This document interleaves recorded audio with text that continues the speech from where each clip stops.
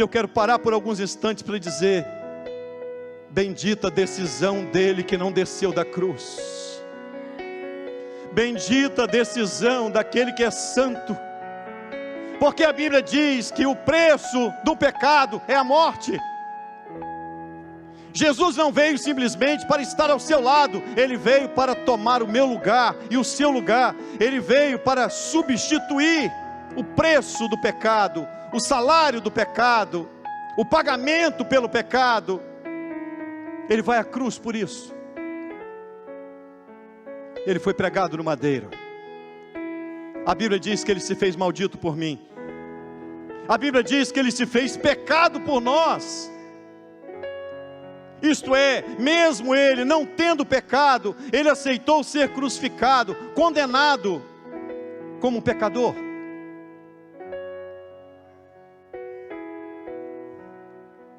O livro do profeta Isaías diz que Deus pegou as enfermidades de toda a humanidade e lançou sobre Ele.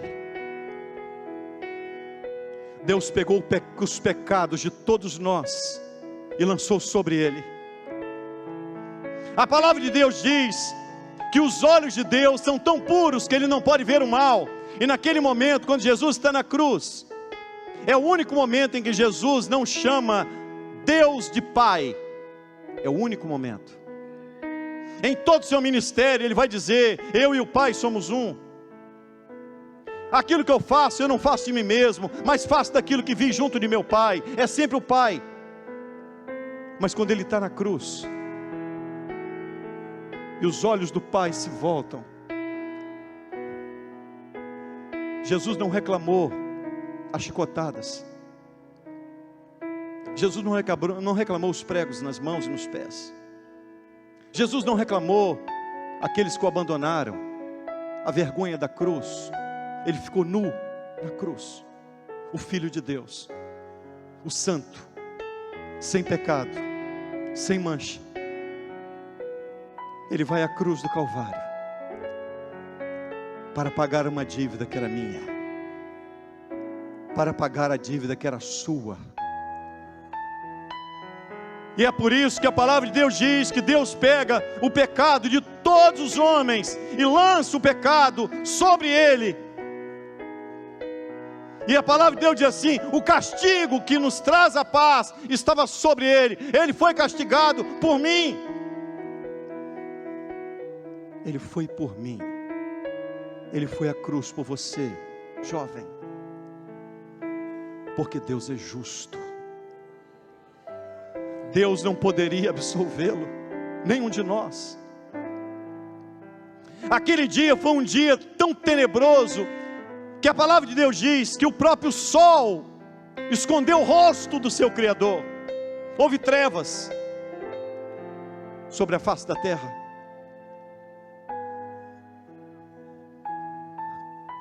Quando aquela cena parecia que estava se desencadeando, era o desfecho de uma derrota do Filho de Deus. Ele, num momento extraordinário, ele vai, e as últimas palavras dele é a palavra pela qual nós temos esperança e o motivo pelo qual nós estamos aqui. Jesus dá um brado na cruz do Calvário, quando todos os pecados de toda a humanidade estavam sobre ele. Ele dá um brado dizendo: Tetelestai, a dívida foi paga, meu Pai. Meu Pai, Ele dá um brado à eternidade dizendo: eu paguei a dívida. Agora nenhuma condenação há para aqueles que estão em Cristo.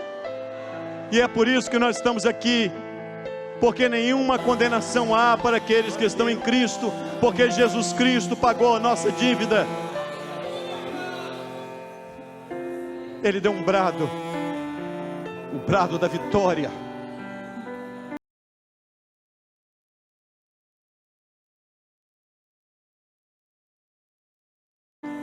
E a palavra de Deus diz,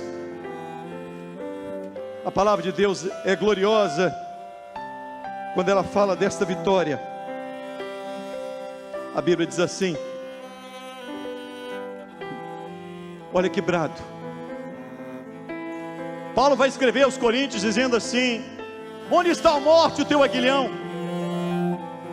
Onde está, ó inferno, a tua vitória? A Bíblia diz que pelo pecado do homem entrou a morte. Não existia morte antes do pecado. A morte entrou por um viés chamada pecado. Porque Deus não criou o homem para morrer. Deus criou cada um de nós para vivermos eternamente na presença dEle. E a Bíblia diz que a morte entrou pelo pecado. E Jesus viveu sem pecado. Ele vai à cruz do Calvário e inocentemente Ele paga a dívida que era minha. E aí o brado que Paulo vai escrever aos Coríntios dizendo: onde está a morte, o teu aguilhão? Onde está o inferno, a tua vitória? A Bíblia diz que Ele desceu às profundezas da terra. E a Bíblia diz que Ele tomou as chaves da morte e as chaves do inferno. Por que Ele tomou as chaves da morte? Eu vou ler, que diz assim: ora, o aguilhão da morte é o pecado. Como Ele não tinha pecado, o aguilhão da morte é o pecado. Como Ele não tinha pecado, quando Ele morre, Ele desce às profundezas da terra. Ele não tinha pecado, Ele diz assim: não tem aguilhão que me prenda aqui, pode abrir a porta. E ao terceiro dia, a morte morreu, a morte foi vencida, a morte foi matada por Ele. Ele matou a morte, Ele sepultou a morte. Onde está a morte, o teu aguilhão? Tragada foi a morte na vitória. Ele ressuscita ao terceiro dia. E nós só estamos aqui porque haveremos de comparecer ante o tribunal de Cristo. E quando estiverem expostas as nossas vidas, abrir-se-á um outro livro chamado livro da vida. E aqueles que tiverem o seu nome no livro da vida não receberão o dano da segunda morte. Diz a palavra de Deus: passarão da morte para a vida. O nosso nome está lá. Eu quero dizer a todos vocês que essa conquista é maravilhosa, e que os vossos nomes sejam publicados em muitos diários oficiais e em muitas conquistas na vossa vida profissional, mas acima de tudo, que o vosso nome seja escrito no livro da vida. Quando estiverem de comparecer ante o tribunal de Cristo e ler o seu nome, imaginou a chamada, irmão? Quando Deus começar a chamar. Hoje nós temos aqui os formandos: Luísa Comelli Gueiros, Helder Almeida Silva. Quem é Helder? Débora Gestas, Rebeca Alves, Walter Cal. Imaginou, Walter? Abriu o livro, o seu nome está lá, Walter Cal. Hein? O livro da vida. Já passou da morte para a vida. Nenhuma condenação há para aqueles que estão em Cristo. Milena Cerqueira, Franciele Gomes, Stephanie Souza Pontes. Tem não? Gabriel Jacobsen. Eu estudei com o Jacobsen, Gabriel. É parente de Abner? Não? Sobrenome judeu, né? Igor Lacerda. Igor. Viu, Igor? O Senhor te abençoe, viu, meu filho? Júlia Fragoso. Rosimar Ferreira. O Senhor te abençoe. Nós temos aqui também algumas autoridades. Rafael Sintra, presente.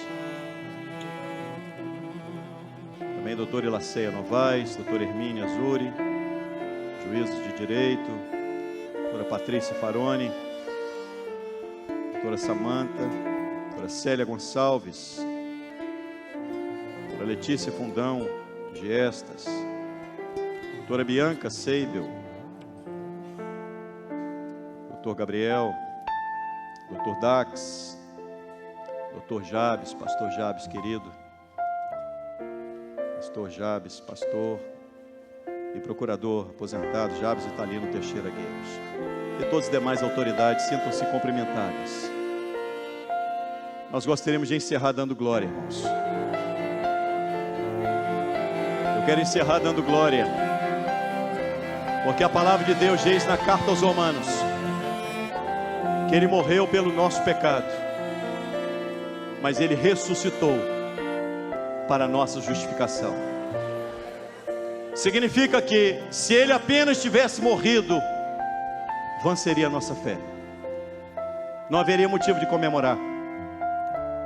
Se Jesus simplesmente tivesse morrido pelo meu pecado e pelo seu pecado, não havia comemoração, porque Ele não apenas pagou o preço no meu lugar, Ele venceu o pecado e Ele venceu a morte. Ele venceu. E a palavra de Deus diz, quando Ele foi assunto aos céus, foi um momento tão glorioso. Observe que esse momento glorioso está registrado na palavra de Deus. Está lá no livro dos Salmos, no capítulo 24, que diz: quando Jesus foi assunto aos céus, Ele chegou diante da porta, Ele chegou diante dos portais da eternidade, e de repente ouviu-se um brado: levantai, ó portas, as vossas cabeças, levantai-vos, ó entradas eternas, que entrará o Rei da Glória. Nunca ninguém havia entrado no céu. A Bíblia diz: ninguém subiu ao céu, senão aquele que desceu do céu, Jesus Cristo, que está no céu. O céu não foi inaugurado não, irmãos. Quem morreu em Cristo está esperando, porque eles ressuscitarão no dia do arrebatamento, e nós receberemos um corpo glorificado, entraremos todos juntos. Só existe um que entrou até agora. Foi uma festa gloriosa. A Bíblia diz que se deu assim: levantai, ó portas, as vossas cabeças, levantai-vos, ó entradas eternas, e entrará o Rei da Glória. De repente um brado se deu no céu: mas quem é este Rei da Glória?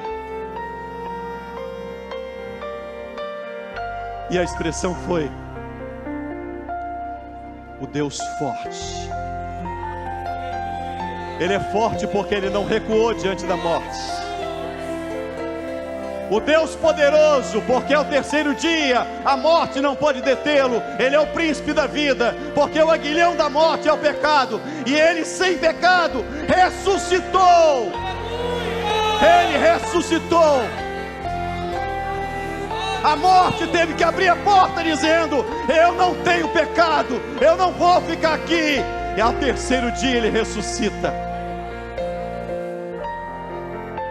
O Senhor dos exércitos, o Senhor poderoso na guerra, porque Ele venceu a grande batalha na cruz do Calvário. E eu quero encerrar com o texto que lemos. O texto que lemos diz: havendo riscado a cédula, a escrita de dívida que era contra nós, Ele apagou a dívida. A dívida está pagada. Hoje nós podemos adorar a Deus, porque a dívida está apagada. Foi paga a dívida. Deus é justo. Deus não vai levar ninguém para a eternidade porque Ele simplesmente é bom. Não, acima de tudo Ele é justo. E a santa ira de Deus recaiu sobre o seu Filho unigênito. Ele pagou o preço por mim. Havendo riscado o escrito de dívida que era contra nós, nas suas ordenanças, nos seus decretos, não havia como nos salvarmos, e que de alguma maneira era contrária